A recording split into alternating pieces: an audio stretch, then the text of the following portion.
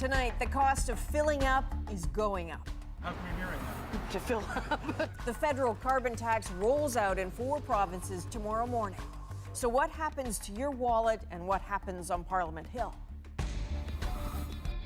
I'm sad, devastated, angry, all at the same time. Women's hockey takes a hit as the Canadian League suddenly announces it is shutting down. Does that necessarily mean trouble for the sport?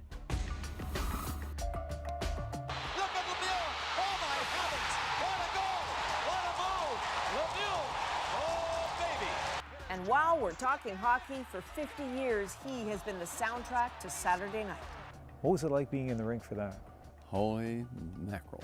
Bob Cole on narrating hockey history and his message to Canadians as he prepares to sign off. This is The National.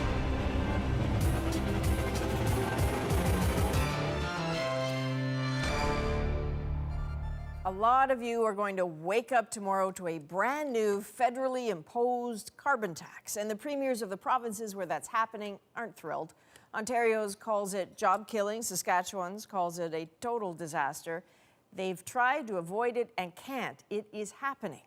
In Ontario, Manitoba, Saskatchewan, and New Brunswick, those are the last provincial holdouts which refuse to put a price on carbon. So gasoline and natural gas prices will now go up. For the opposition, the political script in reaction to this just writes itself. This is nothing but a tax grab from hardworking Canadians. This is a tax grab. In a moment, we'll take you to Ottawa for a closer look at the politics at play. First, though, Cameron McIntosh gives us a snapshot of 4 provinces bracing for the tax.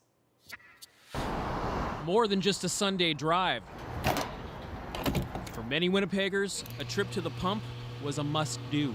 To fill up before the carbon tax. For Debbie McDowell, 4 cents a litre adds up. I think that our government should be able to, yes, help with the environmental causes. They're very important, but I don't know if that needs to be at the cost of the taxpayers. A view shared by many in Manitoba, Ontario, Saskatchewan, and New Brunswick. 4 provinces that have all opposed federal demands to impose a tax of $20 a ton on greenhouse gases. The new tax will raise gasoline prices about 4 cents a litre, but also comes with a rebate, tax credits for individuals and families starting this spring. The theory, according to the Liberal Environment Minister, consume less, keep more of the money. We need to take action on climate change, but of course we need to do it in a way that's affordable for Canadians. But there are warnings consumers will see this in more places than just the pumps and their heating bills, as industry passes costs down. Any cost input of this size, we're talking hundreds of millions of dollars across Canada, is going to have an impact on the supply chain. I can tell you for sure that every business, and there are over 500,000 of them affected, has to sort this out. Then there's the politics of all this. The 4 provinces involved are all run by conservative-leaning governments who see little downside in fighting a Liberal-imposed tax. It's a harmful policy to the economy in Western Canada in particular, but across our nation. While few want to pay more, on the street there is plenty of concern over climate change. I don't have a problem with that, quite frankly. Yeah, the planet's in a bit of a mess. I feel like there might be other ways to help the environment. Now, 4 cents a litre is just the beginning. The plan is to actually more than double that tax by 2022, with the intent and hope of driving down emissions and not the economy. Cameron McIntosh, CBC News, Winnipeg. Okay, well, this one clearly needs an Ottawa perspective on that. That's why we have Salima Shivji. Salima, I mean, obviously there are some serious risks for the Liberals with this tax. Yeah, really, it's the confusion surrounding the tax and the rebate that the Trudeau Liberals really need to get past. And that's what the Conservatives have been using as this debate just gets polarized. Take a recent poll, for instance, that actually went across those 4 provinces, the unwilling provinces where the tax will come into effect. More than a third of respondents said that they already thought the carbon tax had bumped up the cost of living a lot. It's that the tax hadn't yet come into effect. So attitudes very much entrenched on this, very partisan. We saw Andrew Scheer today talking about about wanting to scrap the carbon tax altogether if he is elected, and basically calling it a tax grab. Very much the same rhetoric that the 4 Conservative premiers have been using about the carbon tax. The Conservatives have also been sending out a slew of robo-text messages telling people to fill up their gas tanks, blaming the Liberals for all of this. And the Liberals also have been trying to get their message out, telling people that it shouldn't be free to pollute and telling people they will be getting the rebate. So it really is interesting that both sides do feel that they can win this war of words on the carbon tax. Obviously, everything now gets viewed through the prism of a fall election, and through that lens, what do we see here? Yeah, that's right. With the SNC-Lavalin controversy still dominating the headlines, the Liberals do want to change the channel. They want to talk about climate action and set up that opposition between them and the Conservative Party. It was their topic of their first campaign ad, except it's not such a clear-cut win because the landscape has changed so much since 2015. There are not so many friendly premiers around for Justin Trudeau, so he does have 2 provinces challenging the carbon tax in court on an issue that voters really care about. Okay, Salima Shivji in Ottawa, thanks very much. You're welcome. Well, the Trudeau government will, of course, not just be fighting on the carbon tax front this week. Tomorrow, Jody Wilson-Raybould will face her fellow Liberals for the first time since her secretly recorded conversation with the former chief of the Privy Council was made public. He's in a pretty firm frame of mind about this, though, so I'm a bit worried. Bit worried about what? Now, in the recordings, Michael Warnock pushes Trudeau's preferred policy on SNC-Lavalin and says the Prime Minister will get it done one way or another. That part of the recording fuels claims that Wilson-Raybould was under undue pressure to offer the construction giant a way out of criminal prosecution. And now, former Trudeau aide Gerald Butts, who resigned, a man who has disputed Wilson-Raybould's version of events, says he has handed over his own records to the Parliamentary Justice Committee. So this is going to get even thornier. Liberal caucus is expected to meet on Wednesday. Some are calling for Wilson-Raybould to be kicked out of caucus. And the Canadian hockey world is a little bit adrift tonight, specifically women's hockey. That is because the Canadian Women's Hockey League abruptly announced today it's finished and folding on May 1st after 12 seasons. It says the hockey's excellent, but the business model doesn't work. Players are reacting with shock, heartbreak, and some confusion. You see, the CWHL is one of 2 professional women's hockey leagues in North America, the only one with teams here in Canada. And in a big step for the sport, it recently started paying its athletes, but not that much, not enough to live on. So what happens to women's hockey in Canada now, we wondered. Greg Ross set out for some answers. I'm sad, devastated, angry, all at the same time. Carly Campbell is one of 130 players in the Canadian Women's Hockey League who learned their fate via conference call this morning. It's kind of a shock, to be honest. It's not something that we saw coming. The Calgary Inferno are your Clarkson Cup champions. Just days after the league celebrated its most watched championship game and a season where attendance and revenues were up, the CWHL says it still wasn't enough. I think we realize that under this model, we can't advance the women's game to the degree that it deserves. What is the model and why isn't it working? I don't think we have an answer to that. I would love to be able to say that if you did the following 5 things, this model would work. The news traveled quickly through the hockey world. These teenagers in Toronto had questions of their own. It doesn't give an equal opportunity for us, especially because this is an entire league full of girls and that they're trying to aspire to be that. And now we don't have the chance to be. The CWHL is one of 2 women's professional hockey leagues operating in North America. The other is the NWHL, based in the U.S. Officials from that league also seemed caught off guard. They had been in discussions with the CWHL to form one league. It makes sense to have all the best players playing against each other, for sure. Toronto Fury's general manager Sammy Joe Small says players would likely welcome a merger between the 2 leagues in the future, but in the meantime, players and staff are already considering other options for next season. I think we can create an interim league. The hardest thing about creating a league is getting ice time. All that ice time has been booked moving forward, so we do have those ice times. We have GMs in place, we have teams and staff in place. Yes, the league, the name CWHL is gone, but we're still an entire community of players, GM, staff that are holding together, and we are being optimistic about this whole thing. Players earned between $2,000 and $10,000 in the CWHL. Campbell says players may have to consider playing for free. Greg Ross, CBC News, Toronto. You might have heard Greg mention there the other professional women's hockey league in North America. That's the NWHL. It tells its fans it's doing just fine and that it's committed to women's hockey. The NWHL is centered entirely on the United States. It has 5 teams. They're spread out from Minnesota to Massachusetts. The CWHL had 6 teams in 3 countries, Canada, the United States, and China. So does the NWHL have its sights set on that talent? Well, its commissioner issued a statement today saying we will pursue all opportunities to ensure the best players in Canada have a place to play. Those conversations have started already and have quickly become a priority. So possibly this is the start of something, not just the end of something. We are keeping an eye on another development in the United States. Tonight, Donald Trump is doubling down on his vow to close the entire U.S.-Mexico border. For the thousands fleeing turmoil in Central America, this threatens to be a huge obstacle, which is perhaps the point. There's been a surge of arrests along the U.S. southern border in recent months, an estimated 100,000 this month alone. So we sent Kim Brunhuber to get a sense of the reality in one of the cities along that border, El Paso, Texas.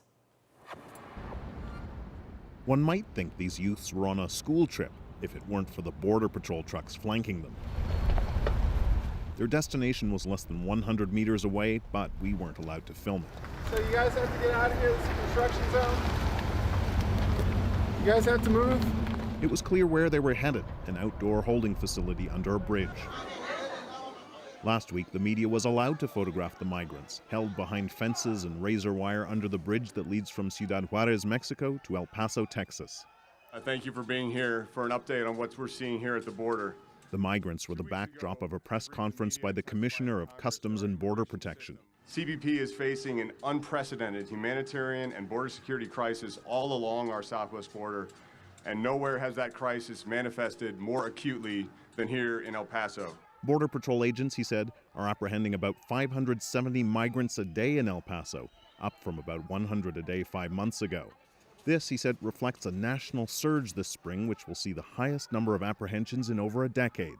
That's why here in El Paso, migrants were being kept in the outdoor facility for a day or two before most were released, in what officials said was a temporary measure until a $192 million processing facility is built. By no means that's a sanitary condition to keep children. Some activists, like Fernando Garcia, said the influx was no excuse for keeping the migrants in what looked like a concentration camp. It is very appalling, the fact that they are using those images to present a situation of a crisis. Those who are just 3 or 4 blocks from here, detained under the international bridge. Yesterday, Democrat Beto O'Rourke launched his presidential campaign from his hometown. Well, within booing distance, dozens of Donald Trump supporters held their own rally. Many here had little sympathy for the migrants held under the bridge. That's their fault. They came here to try and find something, right? But they're risking their lives and they're risking their children's lives. Our services are drained. The executive director of El Paso's Republican Party acknowledges what was happening in his city was the symbol of a broken immigration system. But he says, don't blame President Trump. You have so many people in our government, the Democrat Party, that is telling them, oh yes, we're going to take care of you. Yes, we're going to keep providing for you. You get all these goodies. Just come on over and we're going to keep protecting you. We have to tell them no. Then today, with no notice, the outdoor holding facility was abruptly shut down, the crisis seemingly over as suddenly as it appeared. Border Patrol say the migrants were moved to other facilities. The only remaining sign of their presence, a few mylar blankets they slept on, flapping on the razor wire like shiny flags. Kim Brunhuber, CBC News, El Paso, Texas. So you can imagine lots of debate in Washington over the threat to close the border. As Ellen Morrow tells us, there could be dire consequences if Trump follows through. Tacos, tortas, burritos, quesadillas. The U.S.-Mexico border at Tijuana. Just a snapshot of how many people, how much trade, more than $2 billion that crosses between the two countries each day. And this week, it could all be stopped. We'll keep it closed for a long time. I'm not playing games. Donald Trump threatening to close the border, blaming Mexico as migrant numbers rise. Massive caravans walking right through Mexico. And if they don't stop them, we're closing the border. Along with the border threat, Trump also plans to cut aid to 3 Central American countries, Guatemala, Honduras, and El Salvador. We were paying them tremendous amounts of money, and we're not paying them anymore because they haven't done a thing for us. This is a special edition of Meet the Press. The move has been criticized as counterproductive. People are desperately coming to the United States. The president's cutting off aid to these countries will not solve that problem. That's what the USAID money does, is it makes those countries more stable. If it's working so well, why are the people still coming?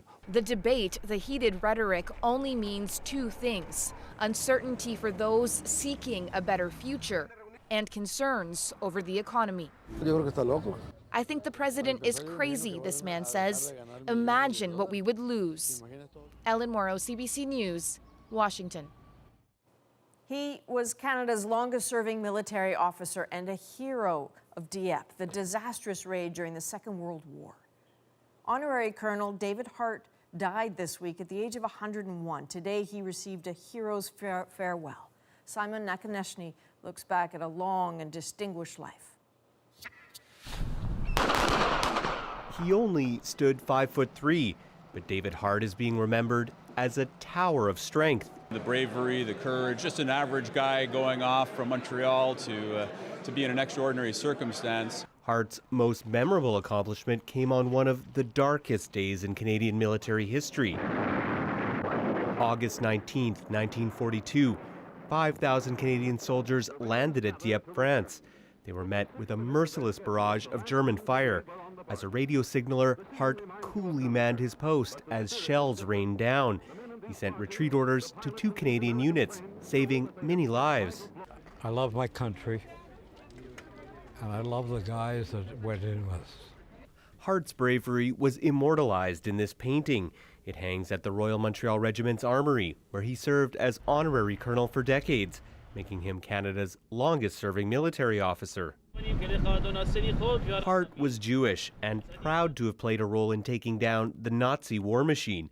But Hart also took on anti-Semitism in his own army's ranks. I can never give you not even a single example of anti-Semitism that I experienced in 38 years in uniform. And that's only due to people like Colonel Hart blazing the trail. Hart was a dedicated family man who leaves behind a son, a daughter, and his wife Miriam. Just 2 years ago, the pair traveled to Dieppe for the 75th anniversary of the raid. The memories of that terrible day were still etched in Hart's mind. And I called them up on the phone. I was only a sergeant. I said, "What the hell are you doing?" Yeah. Because you're sending them into disaster. Damn fools said, "Too late, they're gone." Nearly 1,000 killed and 2,000 taken prisoner, but more than 100 saved, thanks to David Hart.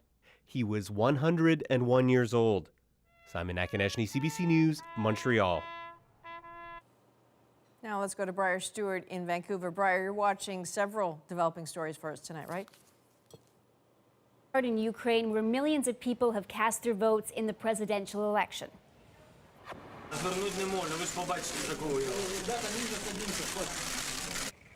A comedian and actor with no political experience appears to be ahead. Exit polls suggest Volodymyr Zelensky holds a significant lead against incumbent President Petro Poroshenko.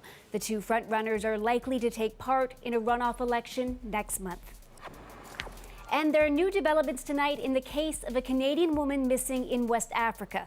Human Rights Watch says it believes Edith Lay of Quebec was kidnapped and is being held in Mali. She was traveling with an Italian friend in Burkina Faso when they disappeared in December. There's no word on their condition. And a Via Rail passenger train traveling from Windsor to Toronto collided with a vehicle today near Chatham, Kent. 1 person was critically injured, but no passengers were hurt. All right, thanks, Briar. Ahead tonight, what's behind a slowdown in one of Canada's hottest real estate markets? And later, from ship to shorn, the business of turning Navy vessels into valuable scrap. Plus, he scores every time he's behind a mic. Now the legendary Bob Cole is about to call his last game. What's it like for you when you walk in here game day? You get goosebumps. I do anyway. You still do? Yeah, I still do. But first, he sits down with Ethan.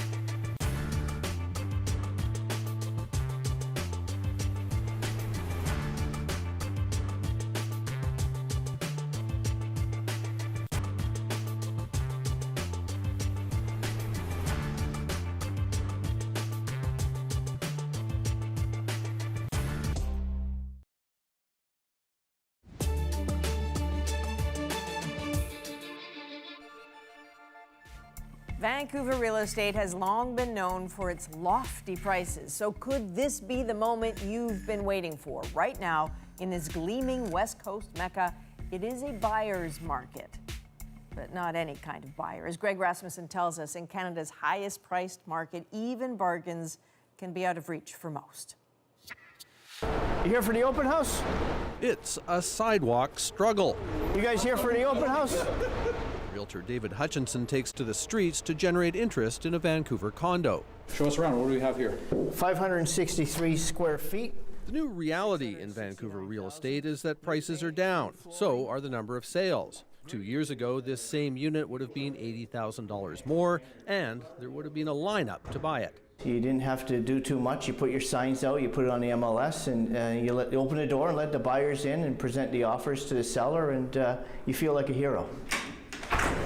He blames a host of new taxes and fees brought in by the federal, provincial, and local governments to cool the market. Municipal taxation, the empty homes tax. Provincial level, we've got a speculator tax, a school tax, a foreign buyer tax. Federal level, we have the mortgage stress test. Well, you have to compete right now. The investor selling the condo says he knew he had to price it low and have it in top shape. New appliances, new lighting fixtures, you name it. So you have to stand out right now if you're going to be able to sell. Although the condo market is sputtering, it's detached homes seeing the biggest declines. This house sold in 2016 for nearly $2.9 million. It just sold for $900,000 less. At the lower end of the market, someone paid nearly $1.6 million for this house in 2017. It recently sold for a $230,000 loss. So how big a difference does it make to you that a $3 million house is now a $2 million house? It doesn't make any difference to me at all. Many renters have given up on owning a home, even with the recent price drops. Anybody with an average income in Vancouver that doesn't have, say, significantly a big amount of help from their parents, I don't think is going to be able to buy a house, let alone even a condo. So even with recent price drops, there's still a huge gap between the average paycheck and what it costs to enter the market. You come for the open? You here for the open house? No? The result? Buyers and sellers in a springtime standoff, with realtors left waiting. Greg Rasmussen, CBC News, Vancouver.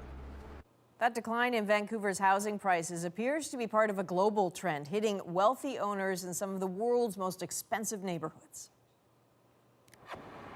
The Economist surveyed various cities around the world. They looked at the top 10% of each city by value, or what The Economist calls the prime market. So London's toniest homes have fallen by 20% from their peak in 2014. In the past year, Hong Kong's top homes fell by 9% in Manhattan, 4.3% in Vancouver, a whopping 12%. So take this, for example. When Michael Bublé sold his West Vancouver home in February, he was asking nearly $7 million. It sold for over $5 million, and yes, that's more than he paid for it in 2007. But in that financial stratosphere, it's not that much more. Up next, Bob Cole on calling it a game and a career. I got to talk to you about player experiences. When you think of all the players you've dealt with over the years, tell me what comes to mind as a great interaction or a friendship you've developed. Wow, you're talking about a lot of players, you know.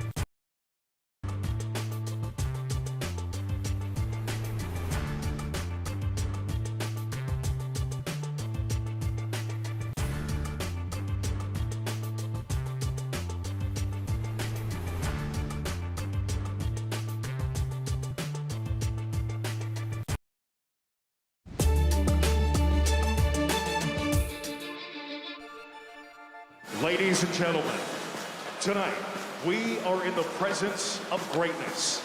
He is a true hockey legend, and tonight he is calling his final game in Winnipeg. That was last night's home game. The Winnipeg Jets paying tribute to Bob Cole, who has been calling NHL games for a half-century. Now, Cole's long career is coming to a close. He's retiring. So with that in mind, Ian leapt at the chance to meet this broadcast legend and bring you his story tonight. Waiting, he's open. Gilmore, and he's won it. Carrillo scores! Can you believe it? That voice. In front of the goal, 2 shots, they score! Familiar to so many Canadians as the soundtrack of Saturday night. Look at this Cavalier. Oh, my goodness. Here comes a shot. Score! How about that? Oh, baby! Good evening, everybody. And Bob Cole has been behind the mic for many of hockey's grandest moments. more than enough. How you doing? Calling play-by-play on Hockey Night in Canada for half a century. Recently, Hockey Night announced this would be his final season in the broadcast booth, leading to tributes from a number of NHL teams. Well.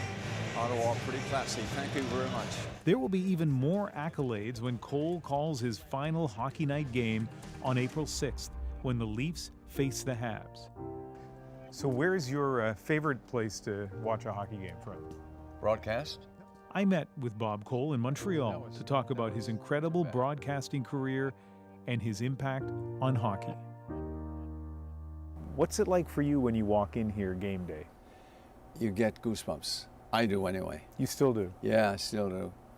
The building, the quietness of the building, everything's so clean and bright, and pretty soon the Canadians are going to be on the ice with the Boston Bruins or Toronto Maple Leafs or whomever. It's hockey. Yeah, I get excited. Yeah. One of the things I love about your life story is, I mean, many of us know you as this iconic play-by-play broadcaster in Canada, but you have a very real connection to the most iconic play-by-play broadcaster, Foster Hewitt, and it started with you in Newfoundland listening to Foster Hewitt. Yes. So I played a lot of sports, soccer, as they call it now. And I got hurt in one game, I recall, my knee, and it got worse week after week until finally one day in January, the injury occurred. I think it was October or November. Mm-hmm. And in January, I couldn't walk home from school for a lunch hour. Called the doctor, I got to bed, and I was there for 5 months, pretty close to 6 months. Wow. And the radio was my everything. There was no TV at the time, and Foster Hewitt was broadcasting, of course, out of Toronto. Mm-hmm. So I made my own rink in my bedroom listening to Foster and learning his idiosyncrasies and how he brought the game alive and what he did and so on. It was heaven for me. Hello, Canada and hockey fans in the United States. It's hard, I think, to explain to somebody these days about the magic of radio. I think especially when you're so far away from Toronto, you're sitting there in St. John's. I mean, for me, it was in the Maritimes and listening to radio stations at night when you didn't have a lot of other options, and just the magic of radio. And it sounds like that really captivated you. You know, you're so right, Ian. That's beautifully said. Foster Hewitt had that magic touch. A pass intercepted by Maurice Richard. Maurice Richard passed it right in front of the net. Moore took a whack at it. Maurice Richard right in front of the score. It was a magic touch Foster Hewitt would eventually pass on to a young Bob Cole. In 1956, the self-confident young man, just a kid from St. John's at the time, found himself in Toronto with his audition tape. So we were coming back, two buddies and myself. We bought a car in Toronto and drove to New York and saw the Yankees and did that, and Broadway and whatever, and Sammy Davis Jr. and Mr. Wonderful, and we did great things. So on the way home through Toronto, I said, you know what? I've got that 5-minute tape in the trunk of the car. I always carried it with me, and anyway, I said, I'm gonna find Mr. Hewitt's station, which I did, walked in, and introduced myself to his secretary, receptionist, and I said, I just want to leave this, and asked Mr. Hewitt if he could get a chance to listen to it and maybe write me and let me know what I should be doing or not doing. And she said, just a moment. She called, and before I had a chance to stop her, she said, Mr. Hewitt wants you to come in. Follow me. Oh my. I made it down the hall somehow and sat down and with Mr. Foster Hewitt. We talked for nearly 2 hours and said, why don't we go back and listen to the tape now? And we'll both listen to it. So then he began talking about how he perceived broadcasting hockey. So I made a lot of mental notes, and hopefully I kind of got it going so that maybe someday I'd get a chance. And I did. I got to talk to you about player experiences. When you think of all the players you've dealt with over the years, tell me what comes to mind as a great interaction or a friendship you've developed. Wow, you're talking about a lot of players, you know. Wayne, of course, with Edmonton. Glenn Sather, lifelong friend. He was the coach and GM out there. Is it true you partied with Mark Messier? Oh, well, Mark, yeah, after what year was that? 87, Philadelphia, 7 games. As the countdown starts, Oilers win the Stanley Cup 87. Wayne, my boy. Messier wants a shot at it now. They won the cup, and we were leaving after the game, and Mark Messier, we had an after-game party, and Mark said, where are you going, Bob? I said, I'm getting to the hotel, and, you know, it's been a long series, and some blah, blah, blah, and heading home tomorrow. No, you're not. You're coming downtown. We got a place downtown. You're coming with us. So when Mark Messier says, you're coming with us, you're coming with us. So we went downtown, and I got a chance to be with the guys when they won the Cup in '87. They were a great family group. Besides the Stanley Cup final, Bob Cole has called some of Canada's most important games, from radio play-by-play of the 1972 Summit Series Henderson going in, he scores! to that tense moment when Canada's men's hockey team was trying to break a 50-year drought at the Olympics. February 2002, I was actually in that rink in Salt Lake City, but you were calling the game in Salt Lake City. I don't know that people now totally understand the tension in this country. 50 years since Canada had won gold in the men's tournament in hockey, and the huge disappointment of Nagano 4 years before. What was it like being in the rink for that? Holy mackerel. It was superhuman. Outside the building for that game, the final game, US and Canada, the security was even tougher. We had jets flying overhead, helicopters lower down, of course, flying around before the game. Yeah, it was only months after 9/11, right? Yeah. And so extra heavy. And yeah, everybody was uptight. US, Canada, Vice President of the States was there, and more security around him. Here we go. I mean, you could cut it with a spoon. The tension was so thick. And we didn't know with 3 minutes left who was going to really win this hockey game. So it was exciting. It was pretty big. Canada trying to hang on and get a break. It's going to be a break. It is Joe Sakic scores! Joe Sakic scores! And that makes it 5-2 Canada. We only have 2 minutes left, so... I could be like Don now and say, what? Only 2 minutes? What? So I'm going to say a couple of things, and just you respond however you want. Oh, baby. I don't know where that came from. I don't know. I think I use that around the house at home if I spill something I shouldn't have spilled. Oh, baby. You know, it's just a thing. And then Mario brought it to the fore with that beautiful goal where he just blew everybody away and with his ability. Here's Lemieux. The center penalty coming up. Look at Lemieux. Oh, my heavens. What a goal. What a move. Lemieux. Oh, baby. They're going home. Yeah, that was, I thought I had lost my job that day, Sunday afternoon in Philadelphia. The old Spectrum in Philadelphia was so close to the ice, you're down low. And when the players were arguing with the referee and they were leaving, they decided, and they were walking right underneath me. And we were dumbfounded. They're going home, I think. And it just happened. They're going home. Yeah, they're going home. Can you imagine? Denny, it's been a short afternoon. There's no rehearsing that. That just happened. And now, the Philadelphia Flyers zoom around a little bit, and they're going home. Last thing, I mean, it's been a long, fantastic career. You know, we talked about Foster Hewitt, and as I say, one of the things I love is the connection between Foster Hewitt and you, and between you and who knows who 30, 40 years from now. When we think in terms of the Bob Cole legacy, what do you hope people think about? That whoever is tuned in today is enjoying the game. And never mind me or whomever broadcasting, enjoy the game. And I'm trying to pass the message along to the viewers that I am enjoying the game. Done my job. Well, mission accomplished. Okay, Ian. Thank you. Thank you. Thank you, Mr. Cole, not just for the last 50 years, but for making Ian a very happy man. Up next, the nuts and bolts of scrapping an old military ship. To the Canadian whose job it is, it's like saying goodbye to an old friend. As I walk around here right now, it's heavy hard here because I spent many hours at sea, many hours, maintaining this thing.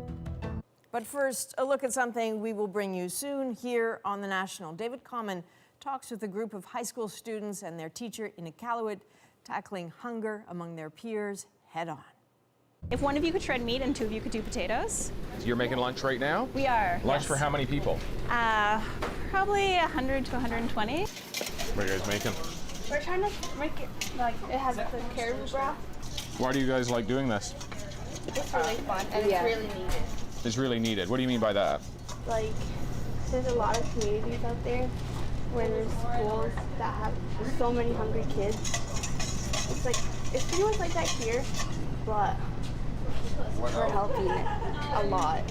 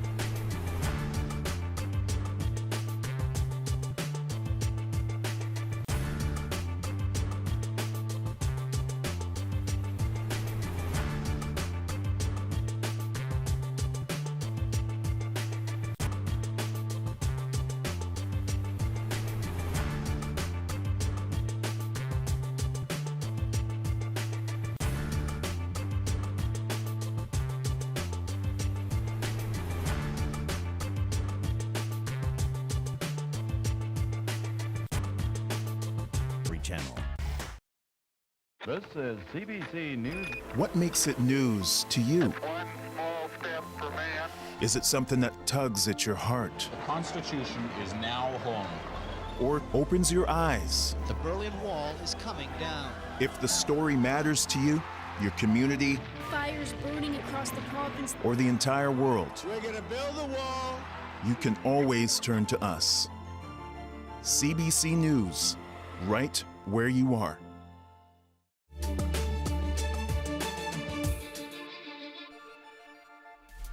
Here's some stories we'll be watching this week on The National. Actors Lori Loughlin and Felicity Huffman are due in a Boston court on Wednesday. They are charged with participating in a fraud scheme to get their children into elite U.S. universities like Stanford and Yale. 286. The noes to the left, 344. So the noes have it, the noes have it. Unlock. And tomorrow, British MPs will try again to find consensus on a Brexit deal. So far, they have not backed any of the 8 options that were put before them. The Prime Minister has until April the 12th to seek a longer extension to avoid leaving the EU without a deal. And this Saturday marks the 1-year anniversary of the Humboldt Broncos tragedy. 16 people were killed and 13 injured when a semi-trailer truck crashed into that bus carrying the junior hockey team.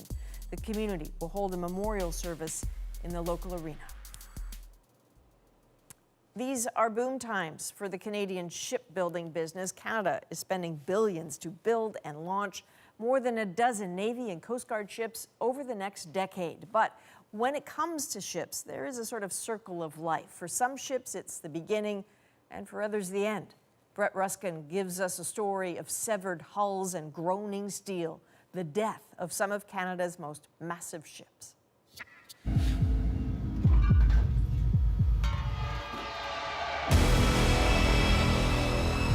If Navy ships had nightmares, they might look something like this. The man they'd fear most, Mike Steege.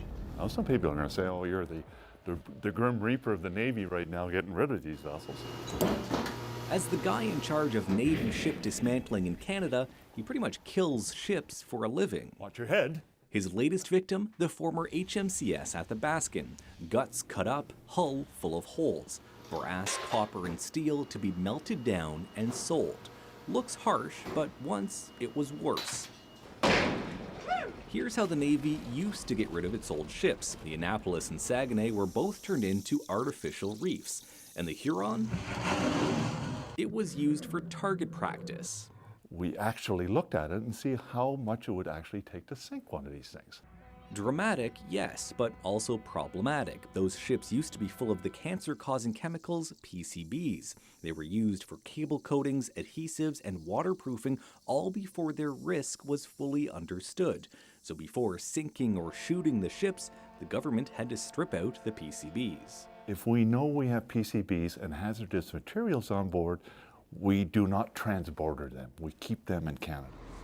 Making the ships environmentally safe was expensive. Now they outsource the disposal work to companies like this one in Sydney, Cape Breton. It safely strips out the PCBs and keeps the scrap metal for its profit.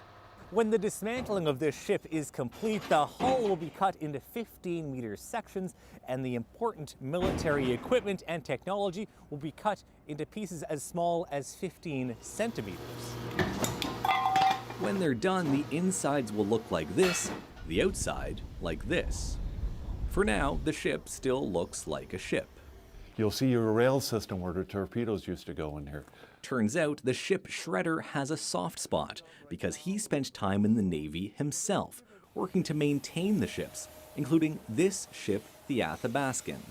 As I walk around here right now, it's heavy hard here because I spend many hours at sea, and many hours, maintaining this thing.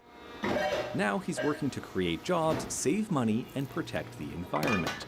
But he knows an overhaul is coming in the way Canada gets rid of its ships.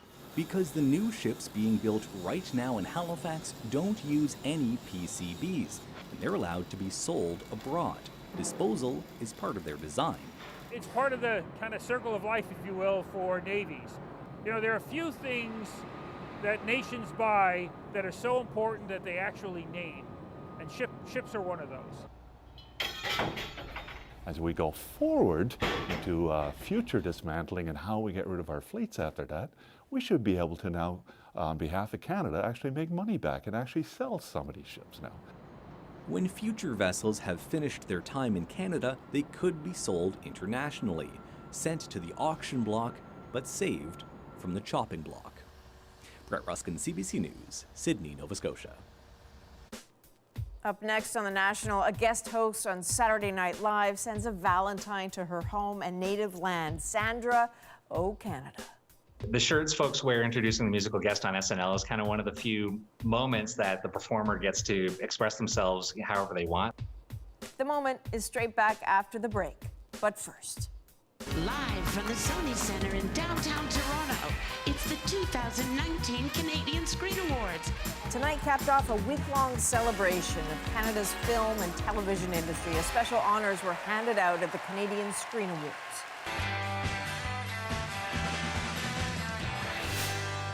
Thank God that's finally over.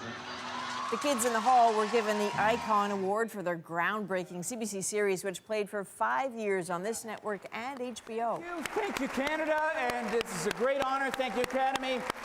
We hope to continue to be of service to you all in the future. Good night. I can't help but to trace that journey right back here, more specifically to my hometown, Scarborough. I dedicate this award to young black boys and girls across this country. Actor Stephan James won the inaugural Radius Award for his roles in high-impact U.S. movies. Director Deepa Mehta received the Lifetime Achievement Award. Oh, thank you, you guys. Thank you. And there she is, God love performer you. Mary Thank Walsh you. picked up the Earl Grey Award for being her outrageous self. To have Susan and Johnny give me the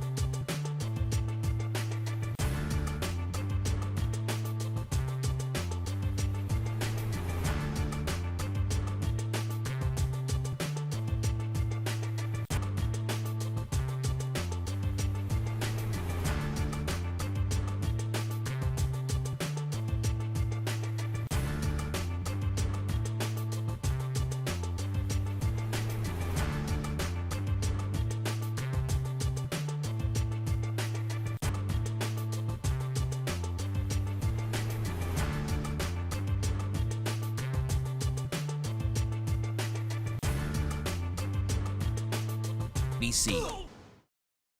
So we've seen 3 great businesses. What are you thinking? This place looks like a lot of work, but a lot of potential. It's going to really cut into family time. I could see myself actually there. We got to think, are we ready to do it? Under New Management, Friday at 8:30 on CBC. It has been a very big year for Sandra Oh. Something she pointed out while hosting Saturday Night Live. She was quick to downplay it, though, saying she has a hard time accepting compliments because she's Canadian. That seemed a bit of a theme for her, being Canadian. She found ways to slide that in through the night. And before appearing on SNL, she released a Twitter video shout-out to her start doing improv in Ottawa. So we reached out to a former president of the Canadian Improv Games to find out what that kind of nod from a star like Sandra Oh means to him and the community. And that's our moment of the day. Before all the craziness begins, I just wanted to give a quick shout out to the Canadian Improv Games. My sister sent me the link because she was so excited about it. She and I both improvised together here in Ottawa. As a performer, sometimes you try to be a little too cool for like celebrity culture and shout outs, but yet it was pretty exciting to get so specific a shout out from Sandra Oh right before SNL. So to see that CanCon represented, in her apparel. The shirts folks wear introducing the musical guest on SNL is kind of one of the few moments that the performer gets to express themselves. Once again, Tame Impala. And she shouts out Canada in her opening monologue too. She recognized that Ottawa played a part in her development, and I think that again is kind of inspiring. To everyone I did improv with in Ottawa from '86 to '90, I know one of the reasons why I'm here is because I played with all you guys. So wearing that CBC logo during the monologue, excellent shout out. Thank you very much.